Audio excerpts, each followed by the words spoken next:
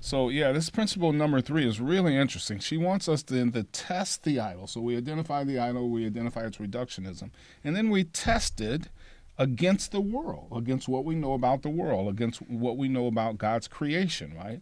Does it contradict what we know about the world? And what we've been finding is these folks, not only do their worldview contradict what they know about the world, right? But they admit it. They admit Right. it, right? And say, oh, well, I guess, we have to live as if, the world isn't the way the Right. world is. But they're trying to be consistent within their initial claim of the meat sack, the computer part. All we are is slaves to our genes. So they're trying to, by their fingernails, hold on to that point because they don't want to have this idea of something bigger than themselves that might judge them or that might rule over them, that they might be a creature. They want to be, kind of subject to their own domain. Yeah. But then they run into these little things called facts that are out in the world that they don't want to upend society or they want to, they have to term it mystical, useful fictions, items like that. Yeah, because even though they're in the know, they have to make sure that other people cannot be in the know in order to have a civilized society. Right. Dangerous because, people that need to be locked once in the the word cave. gets out, Right. that you don't really have to. There is no morality. It's all an illusion. There is no free will. Well, what kind of world will we live in? So we came out of the cave to go to the cross. I know a perfect cave that we can just put them all in. So, empty cave. That's good property right there. So we've been covering these people and their claims, and now we're kind of getting to the point of saying, hey, what your beliefs are have consequences. And so we're looking at the nature of those consequences. We've looked at things like, you believe that we're meat sacks that are just slaves to our genes. What happens when we look at our own children? That's just a endpoint. I've fathered a child. I've raised a child. They'll continue my genes, and that's all they are.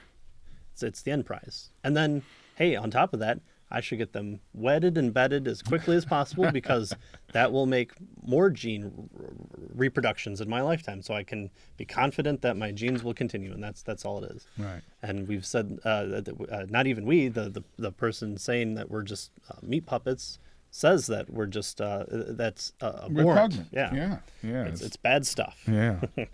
And so here we continue. So MIT professors, the children are machines. When God gives people up to their idols, they experience a growing conflict between their worldview and their lived realities. When Nancy Pearcey teaches these concepts in the classroom, example that the students find especially poignant is Flesh and Machines by Rodney Brooks, professor emeritus at MIT.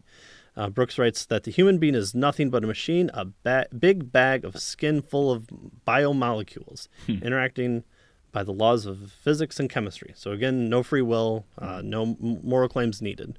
In ordinary life, of course, it is difficult to actually see people that way. But he says, when I look at my children, I can, when I force myself, see that they are machines. Thanks, Dad. Love you too. But is it that how he treats them? Of course not.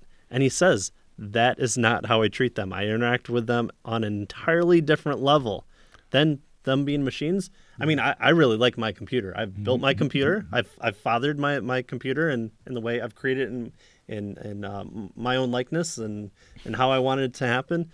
And it sits over in the corner in the basement. I turn off the lights and I'm done with it. And I go upstairs and hang out with my real family. I'm not forced to treat it Right. like, it's, Yeah. Yeah, there's no force. I look at it as a machine that I've built, and that's it. Yeah. So he goes on to say, I interact with them on an entirely different level. They have my unconditional love, the furthest one might be able to get from rational analysis. Unconditional love, right, exactly. Certainly, if that's what counts as rational in a materialistic worldview in which humans are machines, then loving your children is irrational. Right. There's no basis within Brooks' worldview. It sticks out of his box, so it must be cut off, right? Yeah. But he doesn't cut it off. Oh, that's weird. So how does he reconcile such a heart-wrenching cognitive dissonance? Well, of course, he does the best thing and realizes he's made a mistake, goes back to the drawing board, Oh wait, no, he doesn't. No, Sorry, he doesn't do sorry, he that. doesn't. Yeah, that might make him have to come up with a all-powerful being that loves us as well. It might make him have to accept the way the world really is, the way the Creator Right. really created Right. it. Right. So Brooks ends by saying that I mean two sets of inconsistent beliefs. Again, once you reach into inconsistency, that's the sign of a failed argument. Yes, and he admits it here. Yes, He and admits it. again, that's why Nancy Pearcey is pulling these out, because these are people that are trying their best to live within the scope of a non-Christian worldview, and they're freely admitting the repercussions of their beliefs, and that they can't do it, and that they hold these congruent belief systems. Yeah. Yeah. He has no defense. This is a tragedy of the postmodern age.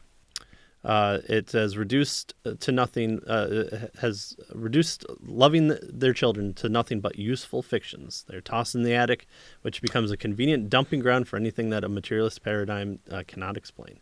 Again, this lower part, all things physical, all things up in the attic are all the non-real things like love and free will and morality and numbers, depending on who you are.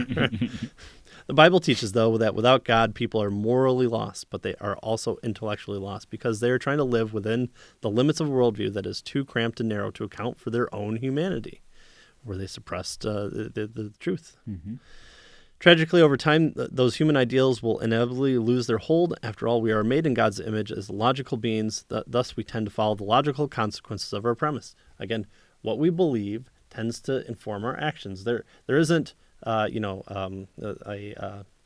Nazi gene that flips on and the Nazis get to work. There are certain worldviews that come about that then inform a worldview, and people try and live within that worldview, and Nazism is one of those results.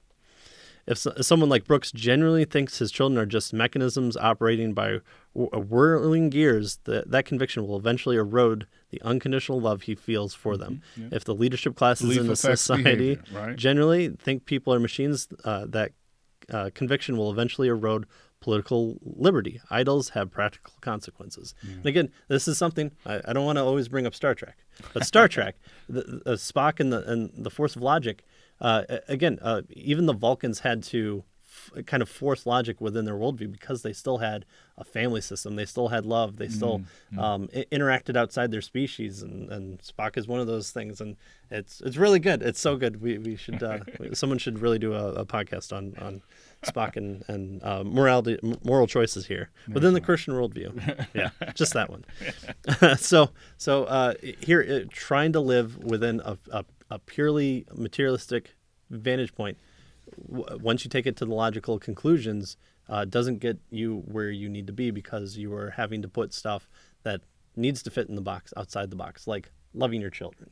Ooh, Yeah, that's right. that's hard. That's hard.